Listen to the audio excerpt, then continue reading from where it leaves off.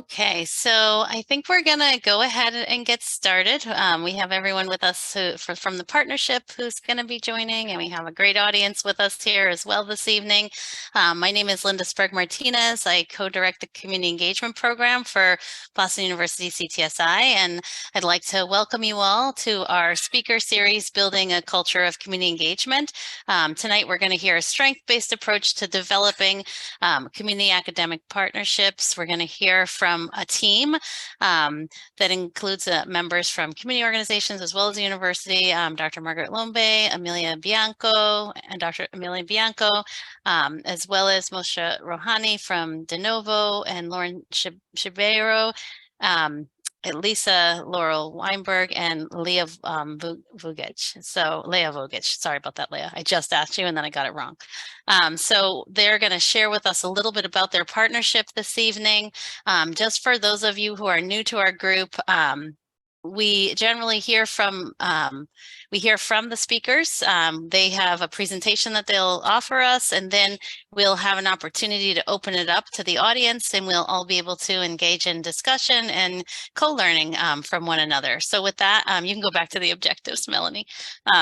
So tonight, our objectives are really to learn about participatory techniques and tools that empower shared decision-making, and also to learn about an asset-based strategy for building a community academic partnership to advance well-being for asylum seekers. You can click to the next slide just to give you a little bit of background about the partnership we're going to hear from. Last year, we launched a research partnership scholars grant, and it was a funding opportunity to support the development of community academic research partnerships. And for us, it was really exciting because a lot of times we have grant funding available to us, but there's no time for partnership development. And we're expected by our funders to just jump in and have an idea. And a lot of times what happens is that ends up being researcher driven and less community driven. And so knowing that, we really wanted to focus in and value relationship development so that community and academic researchers could come together, have a small pot of money to fund their time to come together to identify something that was of mutual interest and importance, as well as to really think about what does their partnership structure look like, explore those ideas of interest, and develop a research plan for a submission of a pilot award. And one of the reasons this is important to us is because we know that where we place value, things we fund, things we uplift, that starts to shape our culture around research. And so we really wanted to do some intentional culture building around valuing community partnership building. So with that, I'm gonna jump to the next slide. Our panelists, who I've already announced, we can probably try to pin them, Melanie, don't worry, it won't hurt, so that we can spotlight you as you're presenting. We have Margaret Lombe from Boston University School of Social Work, as well as Emilia Bianco from Boston University School of Social Work. I mentioned Mojdeh Rohani from De Novo, Lauren Shebairo from De Novo as well, and Lisa Laurel Weinberg and Leah Vugic from Boston University School of Social Work as well. So with that, I'm going to turn it over to our panelists to share with us their story and their presentation, and then we'll come back for Q&A right after their presentation. Can I share my screen for the slides? Yeah.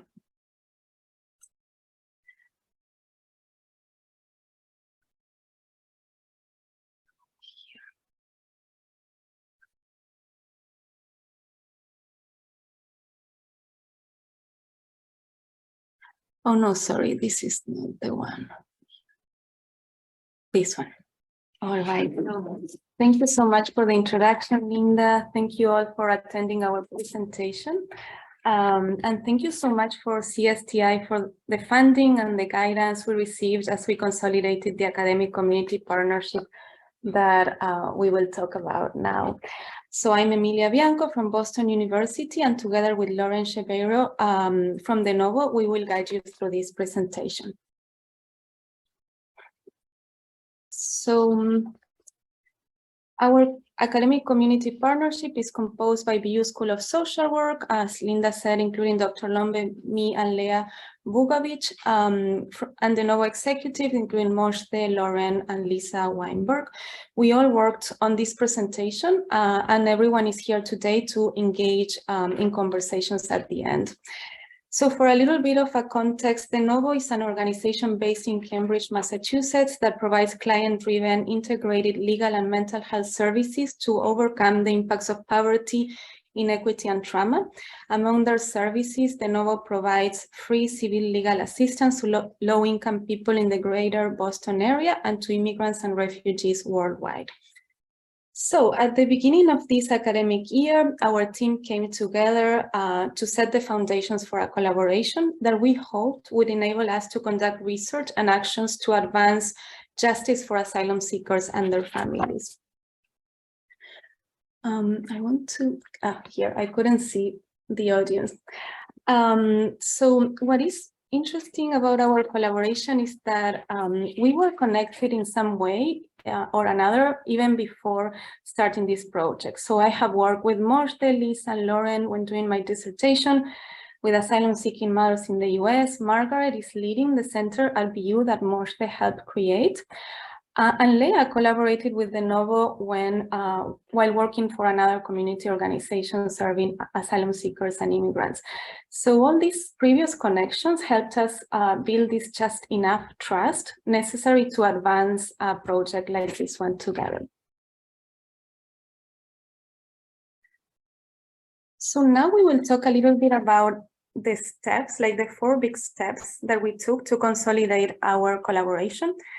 Each column that you see on this slide represent one of these steps. So during our first meeting, we started exploring what were each member's strengths, assets, or skills. And this is because we wanted to start our collaboration acknowledging all our individual and collective strengths. And we did this using a creative hands-on activities and using Jamboard, which is an online Google tool that I will show you now. There is someone in the chat. The slides are not advancing. Okay, how is that?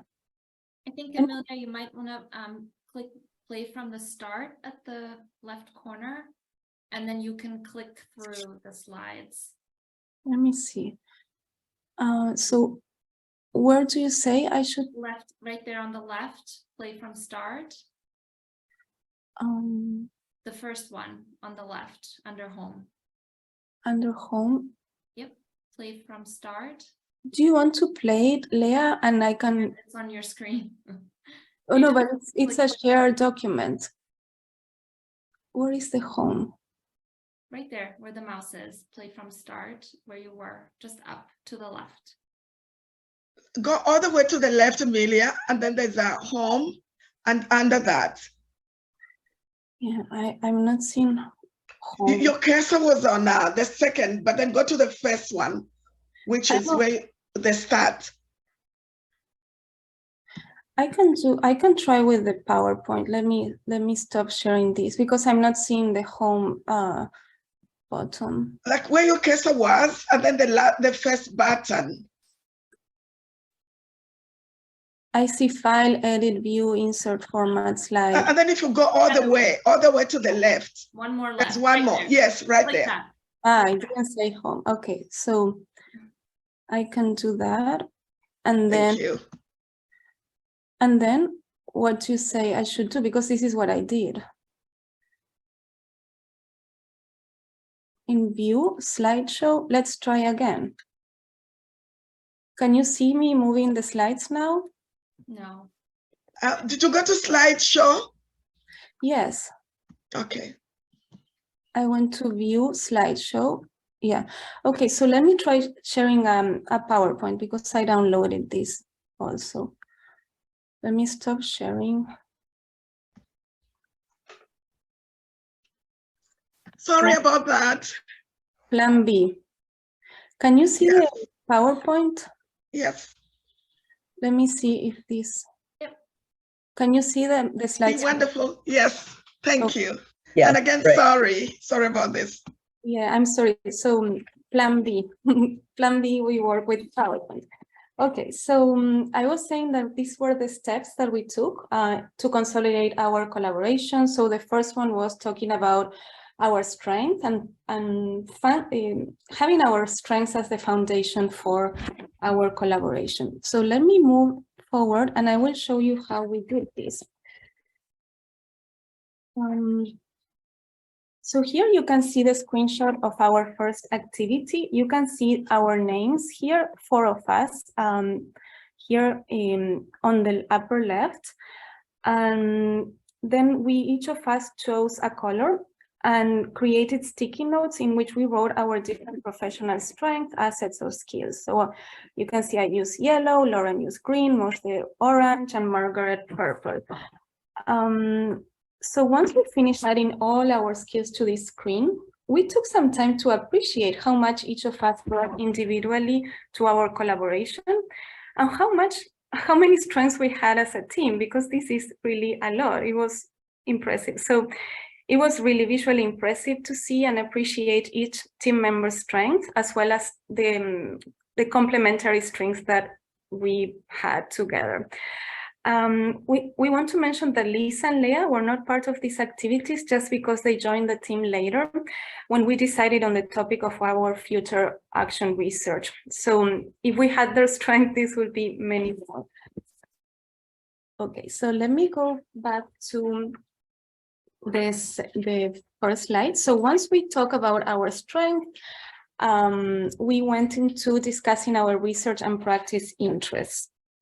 So let me go back to Jamboard again. So we use the same tool, and here we wrote all our research and practice interest, and we also use the sticky notes. But what we did different is that we tried to aggregate all our interests into several common themes. So you can see now that all the colors are mixed, and that's why, because we have similar interests, and we found similar interests around institutional violence, mental health, systemic changes, poverty and marginalization, work justice, human rights, evaluation, and also we didn't list it as a common theme, but you can read a lot about immigration and asylum seekers.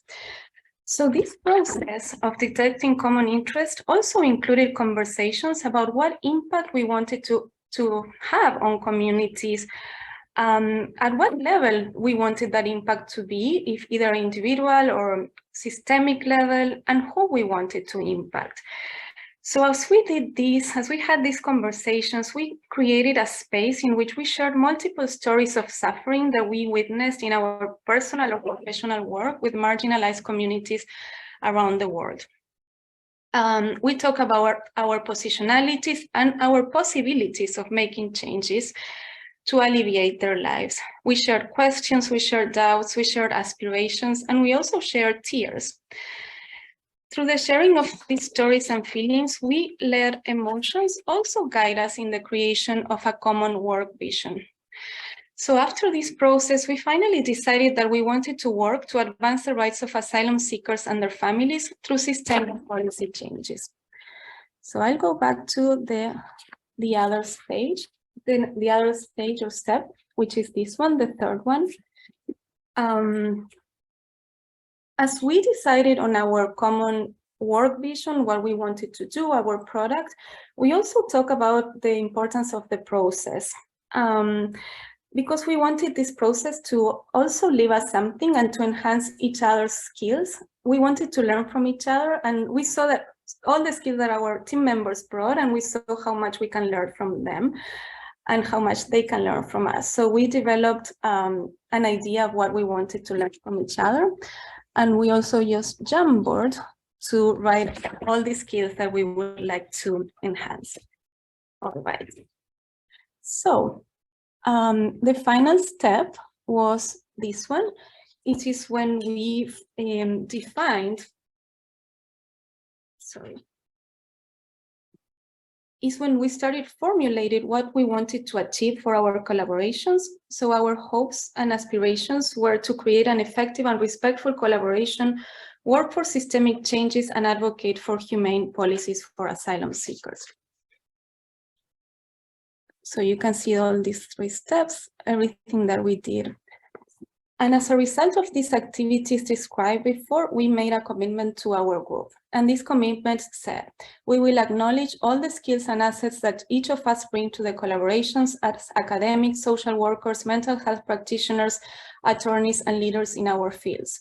We will acknowledge that big change efforts as the ones that we want to achieve require collaborative and multidisciplinary teams like the ones we are creating, and a combination of assets and skills. We wanted big change, so we needed all of us to work towards it. We also understand our collaboration as a learning process. We will not only learn about the outcomes of the research that we plan together, but we will learn through the process, enhancing each other's skills in research and in the specific area of study. And finally, we will commit to observe the ethical principles of all our disciplines present to guarantee the greater protection possible of study participants. Our team is multidisciplinary. We have Lisa, who is an immigration attorney, academics, social workers, mental health professionals. So we want to combine all those ethical principles.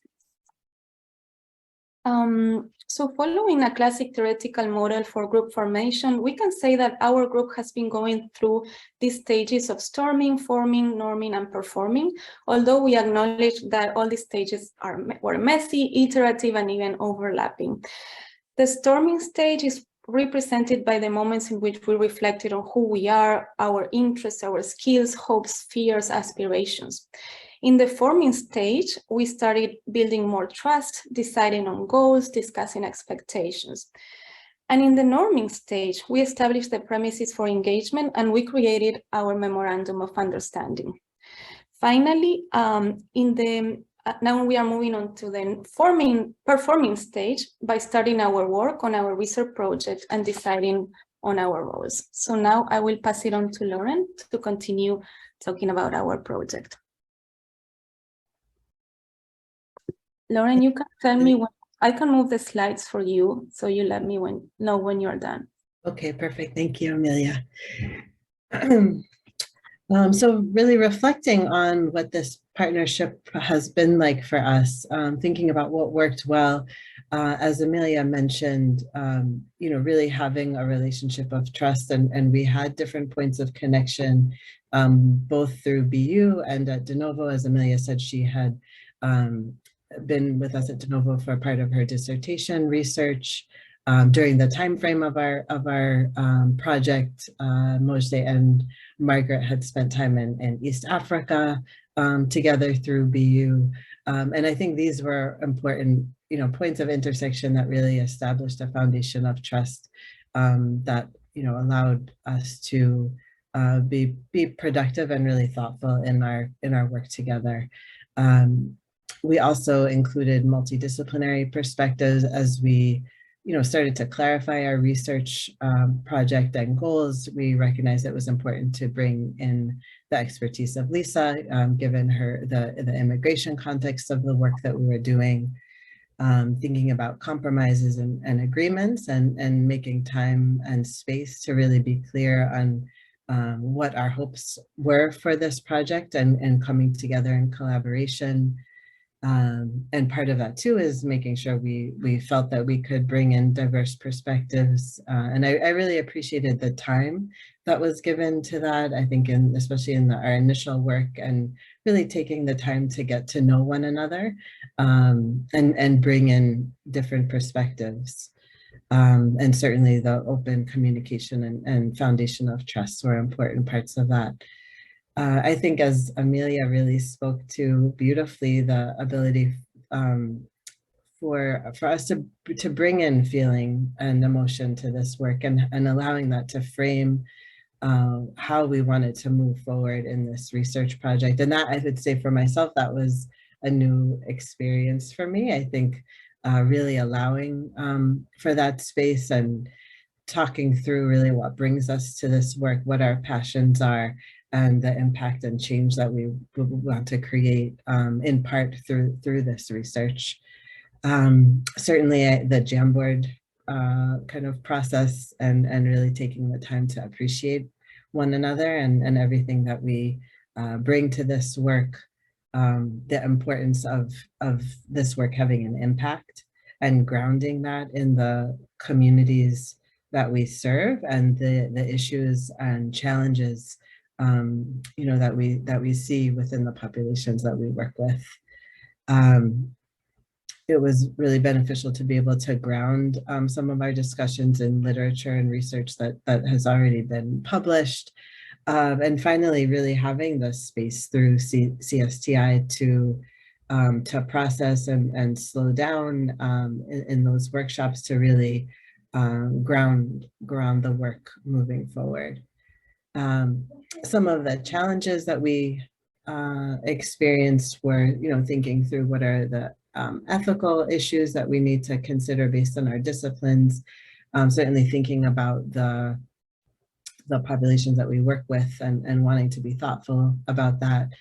Working with tight schedules, everyone is sort of over scheduled, a lot of travel, and at times that was difficult to navigate. And finally, the duality for some of us in our roles as providers and researchers, and really thinking about some of those power dynamics and making sure, as we're thinking about recruitment for some of our clients, would they really be able to say no? Kind of given those power dynamics and wanting to be thoughtful about that as well. We'll go to the next slide, Emilia.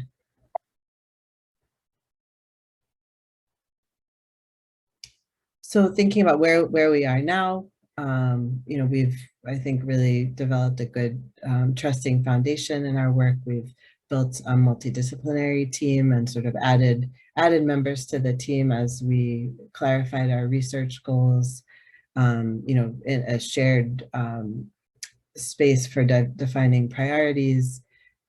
We have a memorandum of understanding. In terms of the research project itself, clarifying our research topics and aims. We have initiated a literature review, of course, the IRB process, really having preliminary conversations about data ownership and storage and what those implications are, and wanting to have clarity around that before engaging in the data collection. Defining our sample, thinking about the clients that we serve, who we work with, and what would make sense in that context.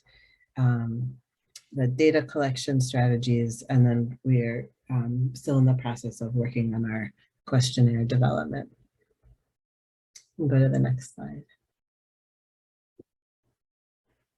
I think some of these we've already touched on, but really, again, thinking about engagement, and I appreciated sort of the pacing of that process. We really took time to identify what those priorities are, and supporting participation, from everybody involved.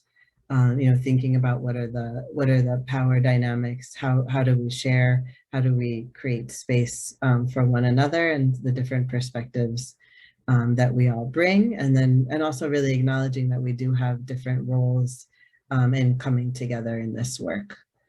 I think the community action outcomes was something that was important to all of us, and wanting really wanting this work to have an impact. I think we all recognize the need, and wanting to, bring that forward in a way that can really impact the populations that we work with.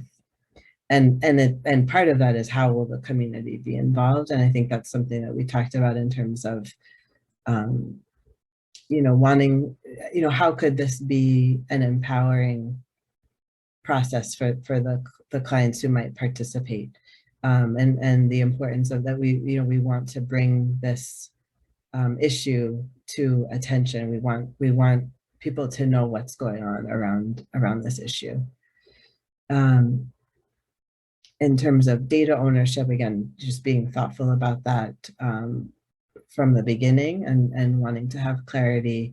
And then the dissemination piece, which I think connects back to the community action outcomes of, who is our audience? How do we want this to influence change? How do we engage stakeholders? What are the key messages and stories that we want to be put out? I know we are short on time, but I want to make sure we have a little bit of context for the project itself. We really want to be able to document the impact of the long delays of the asylum process. And just so, folks who might not be familiar, we have clients who applied for asylum in 2014 and are still awaiting their first interview, and looking at how does that impact health, mental health, material well-being, and especially family relationships. So people who might be separated from children, loved ones for such a long span of time, and the implications that has. We've talked about there's a lot of attention at the, family separation at the border. This is, different type of family separation, not the same intentionality, but the impacts that we see on our clients is very significant. And what does this mean for, implications for asylum policy, and then more broadly in the context of international human rights? And as you can see here, we really want to document this issue. How could this research influence policy? How can we create more conversation around this issue and enhance the networks for informal support to, raise attention to the issue, and also work that's already being done to advocate around this issue. And the next slide. So I won't go through each of these, but these are just some of the general research questions that we have, that we've talked about, that we want to look at, and how asylum seekers are being impacted. And then the next slide. And in terms of the sample and study itself, our hope is to do individual interviews of 20 adult asylum seekers from Central America, Africa, and the Middle East. We had talked at some points doing focus groups, and then we settled on doing individual semi-structured interviews. Next slide. So next steps, just kind of thinking through as we advance in this project and kind of move forward. Won't go through each of these. You can move to the next slide, Emilia. And finally, just want to take a moment, echoing Emilia, just really appreciating the opportunity to have this collaboration. I really appreciated the pacing of it, both the CSCI workshops and the space that we were able to create initially to establish the partnership and identify really important area of research that I think has not had as much attention as it deserves. And so I think I will end there, and we can open to questions. Great. Thank you so much for a wonderful presentation. Folks can feel free to come on screen now. If you have questions, I'll get us started with just a couple of quick questions. One, I'm just really blown away by your attention to the process and how you documented your process and really centered your relationships as a partnership, and you made space for feelings, and those don't always exist in research. So I'm curious about that. I'm curious about what it felt like to go through this process for you all as a team, and how it was different than other research projects you've been on in the past. Like, and what were some of you talked about some of the challenges overall, but what was it like to kind of dive into this? And did you feel like you were ever pulled back to research as business as usual? Or how did you kind of stay on track or stay the course with this really intensive relationship building process in a world where we're so rushed and sense of urgency and all of those other outside pressures? So I'll stop there.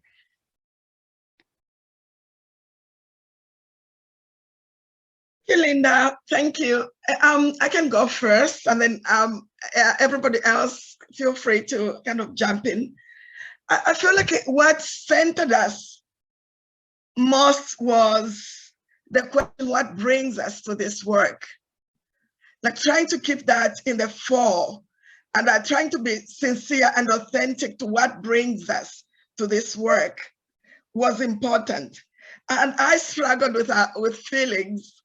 You know, the beginning of it, I was like, oh, research and feelings. No, let's not bring our feelings. But what brings us to this work allowed us to feel with and for the publics that we claim we want to stand with. And so we felt, we laughed at times, we cried. And so it was a kind of a struggle, the joy, the laughter, the tears, the pain, and the collaboration was building, allowing that space, but also having the question, what brings us to this work being in front of us?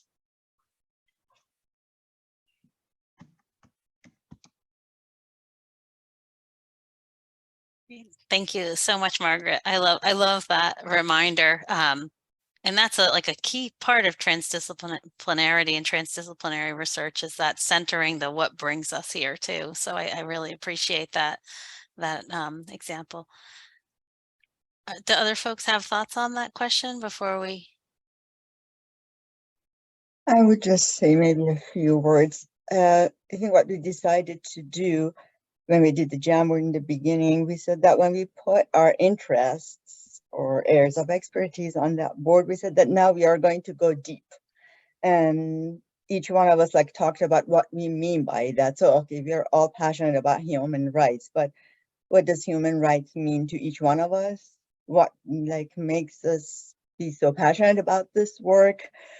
You know, what has brought us to this line of work? And I think it was at that point that really that, you know, trust started to, you know, be built, and the commonalities were there. You know, as Lauren mentioned, we had just happened, Margaret and I, to be together on a trip to East Africa. You know, we're all passionate about, you know, in our work about, you know, just poverty alleviation, but our trip gave a totally different meaning to, you know, what we witnessed during our trip, and to be able to share that with the rest of the group. So those just very profound moments that really brought us closer together.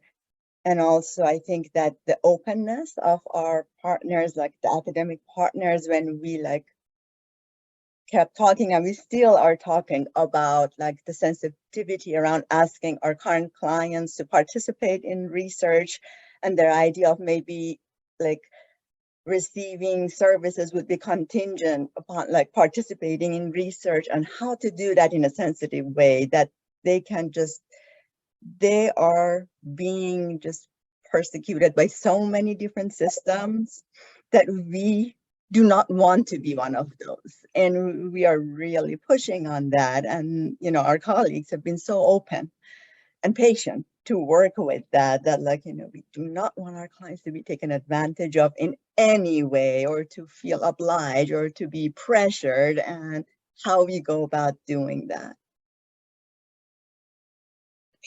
Thank you so much, Mojdeh.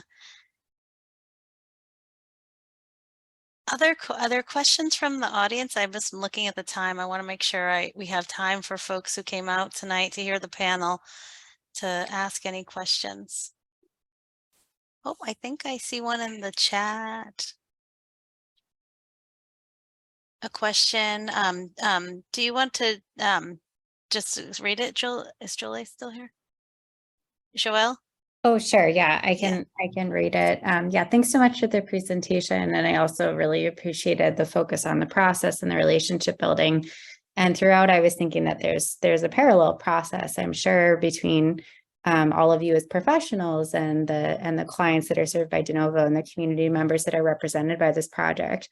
And so I was curious to hear about what, if any, you know, work has been underway in enlisting those community members and those clients in kind of co-designing and approaching the research questions you're undertaking. Love that question. It's great. Thank you so much.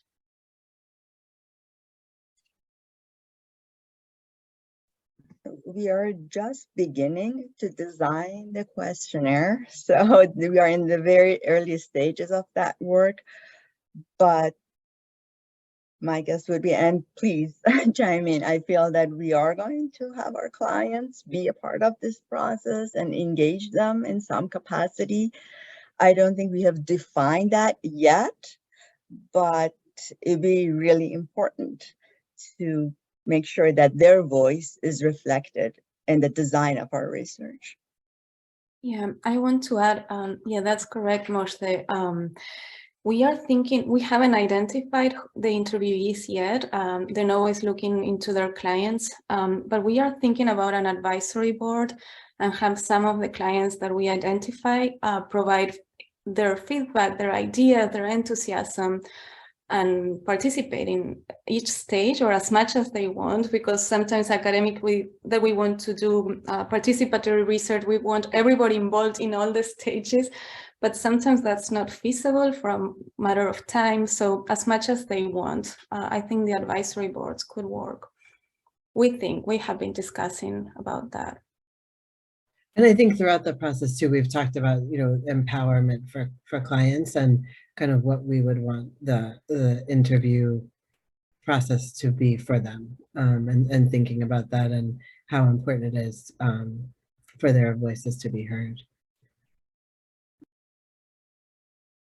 Yeah, we are also thinking about doing, asking them to write a letter to policymakers, to those who have the capacity of making changes. Like if you were to write a letter to a legislator, what would you say? And then collecting all those recommendations as a way of bringing their voices to in any presentation that we do with our research findings. My quick addition would be like, we've been intentionally present. So we are sensitive and attentive to the process as well as to the client. And like, because of this, we've moved from let's do focus groups to kind of listening to the novel as the guider, like telling us, no, focus groups are going to be difficult to do because of the sensitivity of the asylum cases and the information that people have. And we can say our question is not touching on the sensitive issue, but people do talk in focus groups. And so then we kind of moved from focus groups to having structured interviews and having us talk to individuals instead of a group.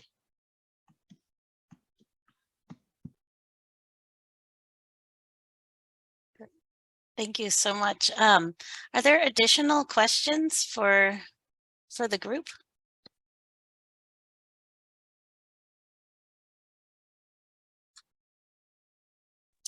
Linda, I have a question.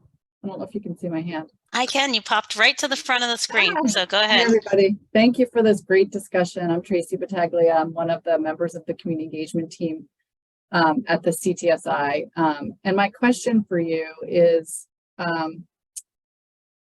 more related to, it's sort of kind of like a selfish question for us as a program, because we're really proud of this partnership grant program, which is a new program for us. And to help us continue to support this program, I wonder if you can comment on what happened, like how did this, how did this project contribute to your sort of moving forward? In other words, would this not have happened if you didn't have the support of this, very small resources to bring you together? Or was this something you were on a path to do and it just accelerated your work together? And please feel free to add to this.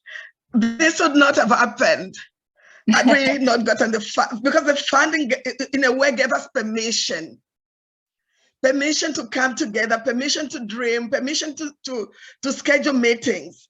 So without the funding, I don't think we'd have had that permission and the excitement and also the responsibility and accountability.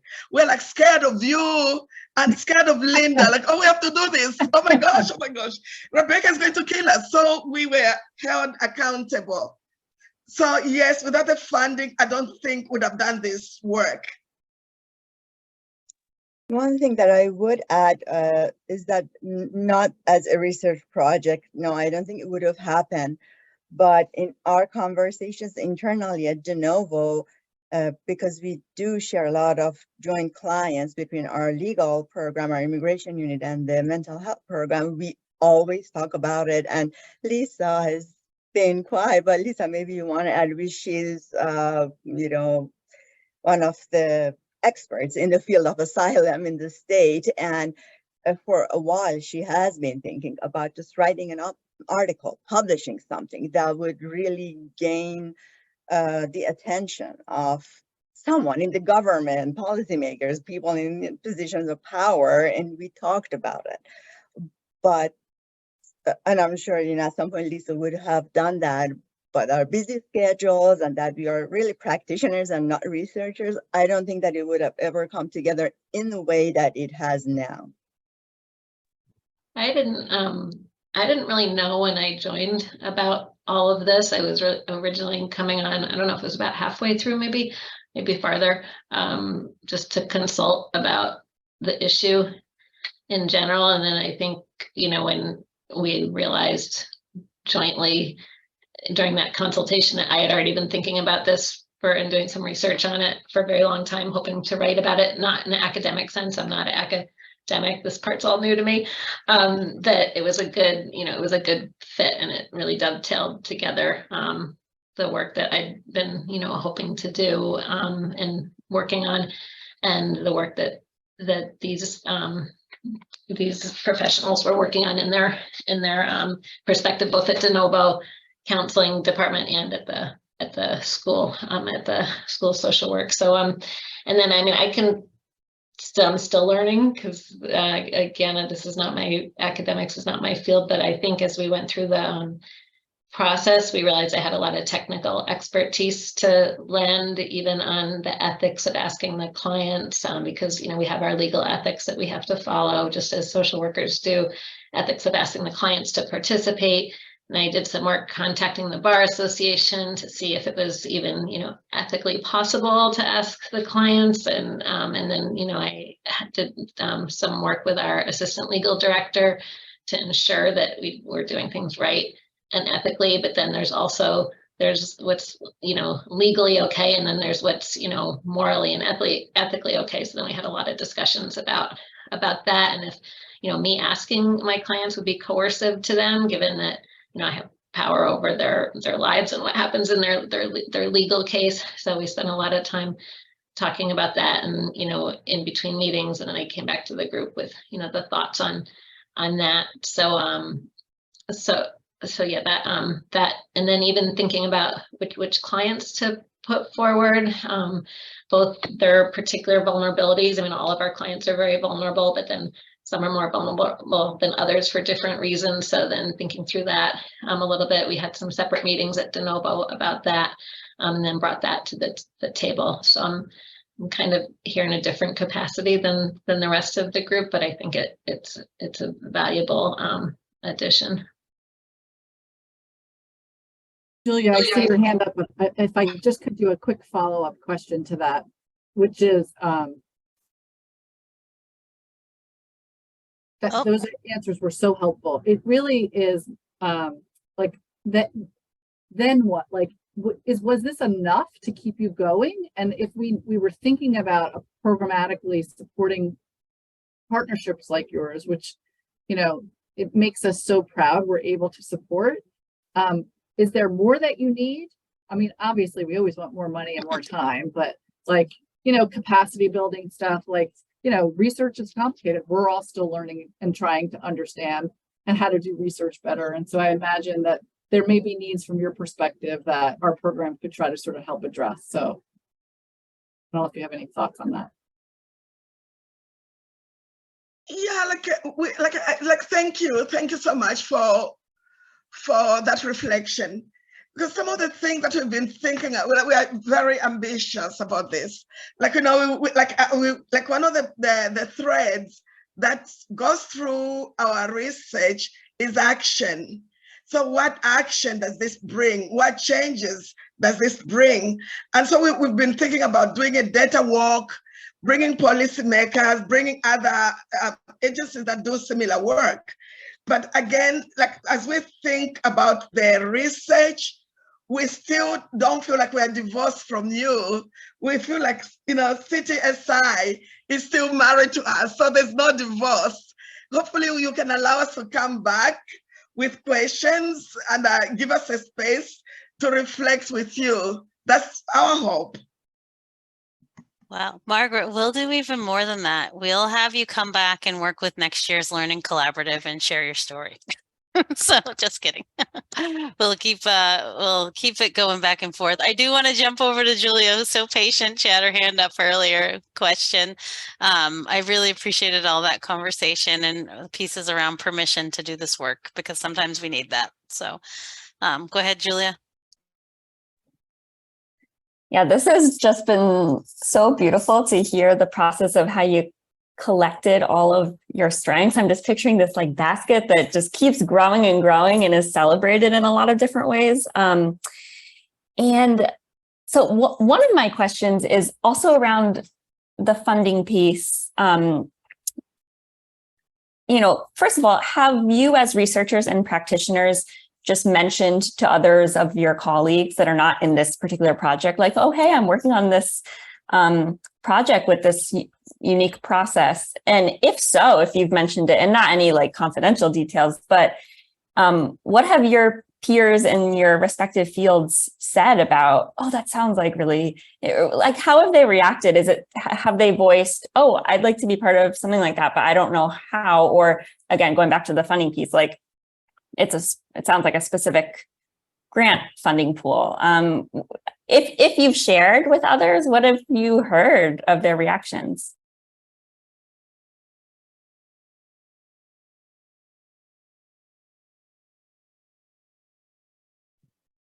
Tim, have we shared with others? I definitely have shared with others.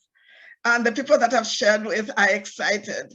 And, you know, like we know, like it's not easy to find a partner that can stay with you. And, you know, like we are building a collaboration. So it's a process. And you stay in the process for, you know, like almost for forever. Like, we're thinking about things that we're doing, we're documenting, we're reflecting. And we're staying in that process before we go to a question. So yeah, like for people who, like I've done community engaged research, but not in this way, which is like systemic. I've been with partners, like, you know, a collaboration, yes. You know, a memorandum of understanding, quickly we sign something, and then we start knowing each other, and at times we don't even know each other.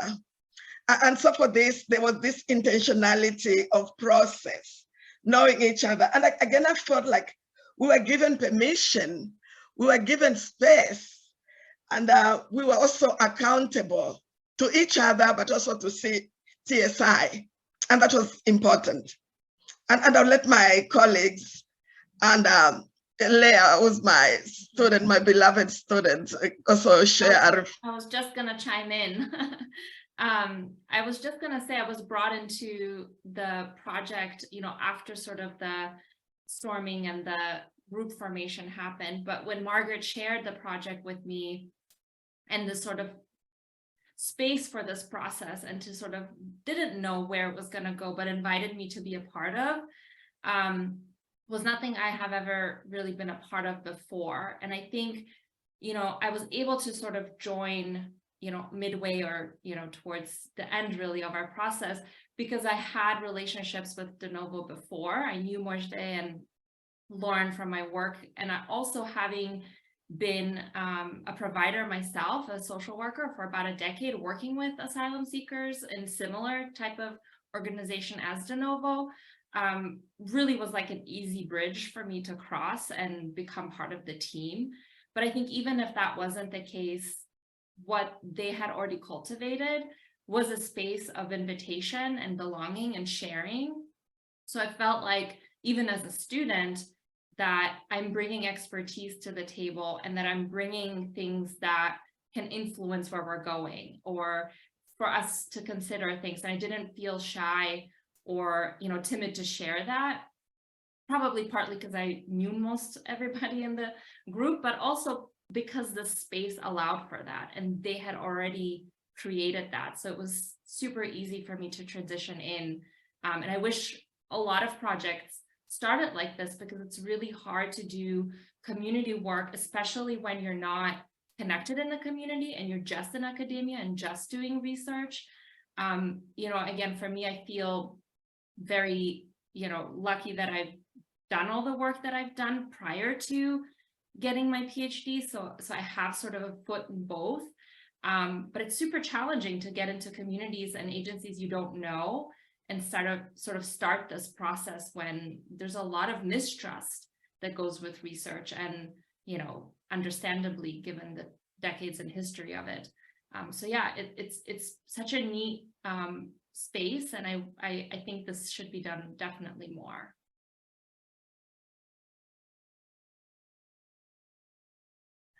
I would like to add something. I have done another participatory action research projects, but we never took the time to reflect before starting. It was just jumping into the research project. There is always reflection throughout the process, but never a time specially created for that. So that's something that I appreciated. And also the guidance through all these conversations that we had with you, Linda. I think you brought like very sensitive topics that forced us to talk about, like the uncomfortable. You always talk about making the uncomfortable. So that was super interesting. Building on what you were saying, Leah, yes, there is always this distrust between the academics and community organizations, and at some point it's like academics believe they are superior or know more, and then or community organizations believe they are that way, or they would not protect their clients, or who has the skills to bring out change. But if we sit together and we see like we want to do systemic change, which is big, it's difficult, we need all our skills working together. So starting with this strength activity, for me, it was very helpful to see and appreciate each other, and also like sharing our common suffering as human beings, of witnessing suffering, and we all witness and suffering from our different positionalities, and we are all on the same boat. I think that was very powerful too. Wonderful, wonderful. I'm just like the hour went by so fast this week. A great learning that we had during this session. I just want to thank the team. I want to thank De Novo. I want to thank the folks who came in. We do have a quick announcement. I don't know if Melanie, you want to throw the slides back up really quickly. We do want to share that this is the end. I said at the beginning, this is our last of the 2022-2023 speaker series. We're wrapped up for the year. We're going to launch again in the fall with a new facilitator. We're really excited to welcome Dr. Estrella Augsburger, who's from the Boston University School of Social Work. She has expertise in child welfare policy and programs, as well as youth and family engagement, health equity, and community and youth engaged research. You can check out her work. I will note that she is a national expert on youth advisory boards. So if you scan her profile, you can get into some good reads.